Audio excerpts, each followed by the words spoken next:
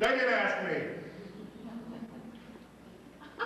The Great Depression really racked the state of West Virginia. People were having, and cities and towns were having problems. And so, as a result, in 1932, there was a tax limitation amendment to the Constitution passed, which placed limits on personal property taxation and reduced local control to be able to tax to support facilities. So it prevented the Board of Education from levying dollars to fund the public library, and that was a serious funding issue. The minutes of the October 4th say, the present tax tangle leaving us with no income except gradually diminishing fine and rental collections, it has become necessary to cut expenditures to the lowest possible figure. Rental collections, yes, they had such difficulties with money that you had to pay to take the library book out. You had to pay a rental fee. It wasn't that they were renting the collection, it's they had the collection and you had to pay a fee to take the books out of the library. You essentially rented the books. And in November, as bills against the Ohio County Public Library were presented, their number and size were not excessive, but they smote with dismay an impecunious though honest board. Mr. Archie Paul, A.W. Paul, a prominent Wheeling businessman, president of Wheeling Stamping, offered a loan of $300 until such time as the board should be able to pay back. He had to give money from his own pocket for them to be able to pay the bills. Fortunately for him, they got some money and were able to pay it back. So then we come to the advent of the special law legislation. Local people petitioned the state legislature here from Wheeling to find a way to fund the library, to pay for the library. And so Wheeling was the first special law in the state. We were the ones who came up with the idea. And the money was carved out of the Board of Education levy funds, and then later in the 20th century, also from property taxes.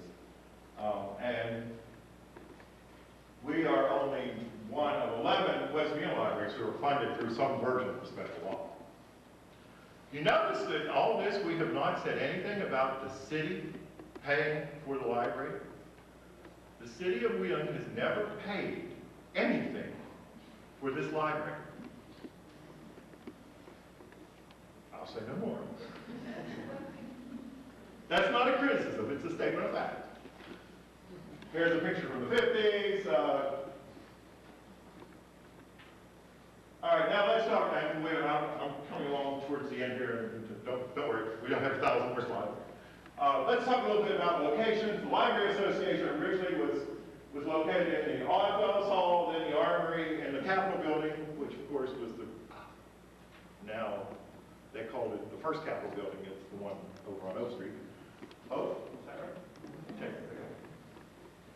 Then the public library, the Wheeling Public Library, was above Smith's Grocery at the corner of 14th and Martin Street. Sometimes Smith is also listed as Smythe with an E on it.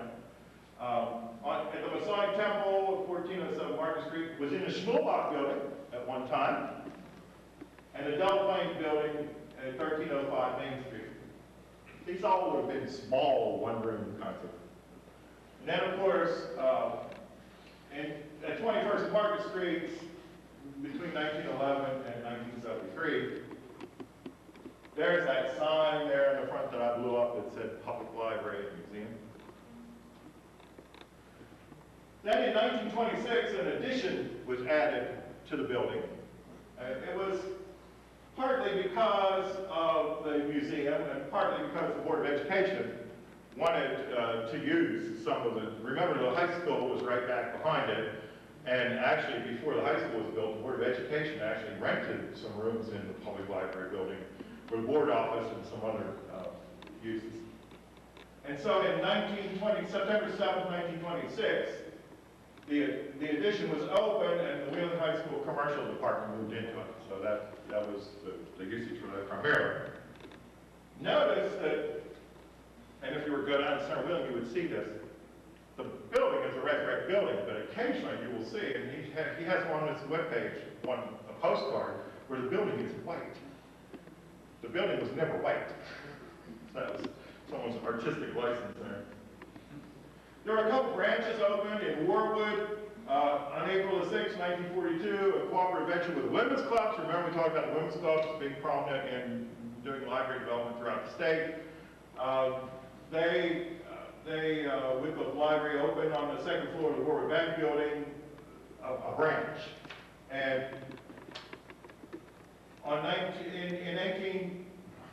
July the 25th in 1986, that branch, because of a bequest from the Hildebrand family, was named the Hildebrand Memorial Library. Then it was closed, and it was moved down to the corner of the bank building down here on that corner. And Florence Musgrave was the first library person who was in charge of that. And it was closed on January 31st, 2003, because it was just not used enough for people to maintain. There was also an Elk Grove branch that opened in 1951 with 1,500 books.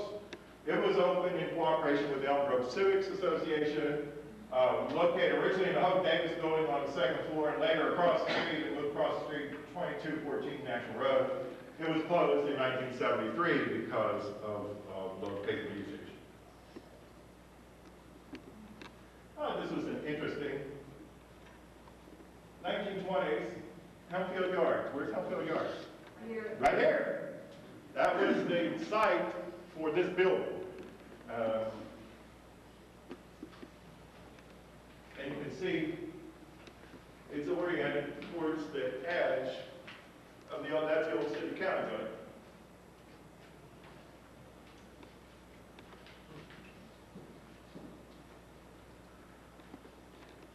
And so, on May 19th, 1973, this building was opened.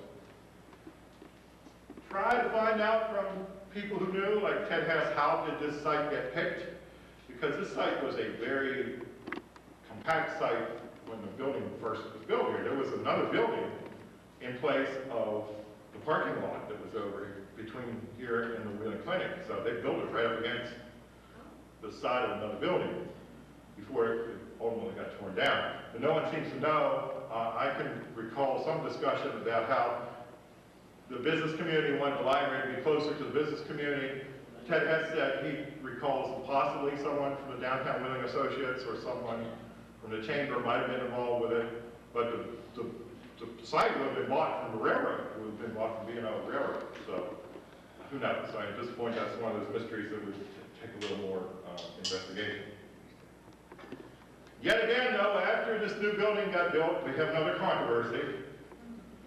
Who do you think the controversy is with? The Board of Education.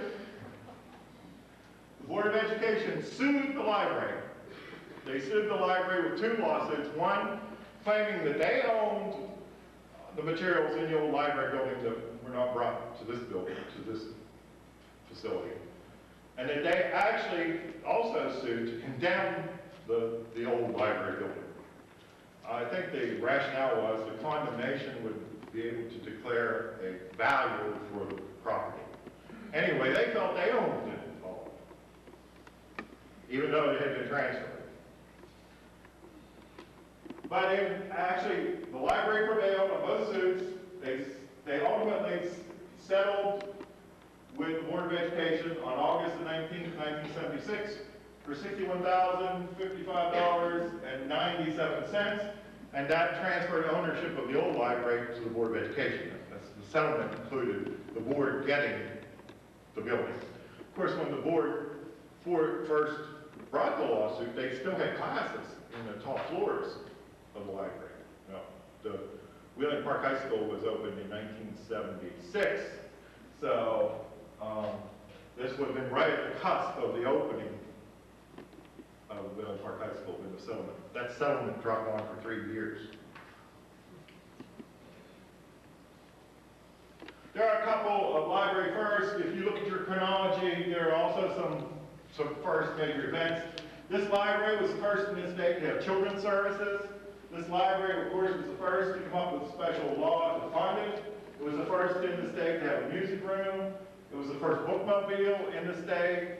It was the first in the state to offer services to a teen population. This is one of the old bookmobiles, which would at that time would have been called the Book Wagon, probably from 1932. It's in the Warwood area, showing in the Warwood area.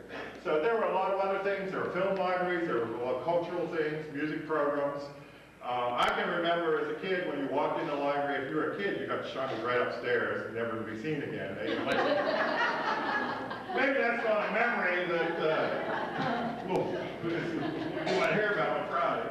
But anyway, the library was, and still to this day, was very innovative in many of the things, services that it offered to the citizens.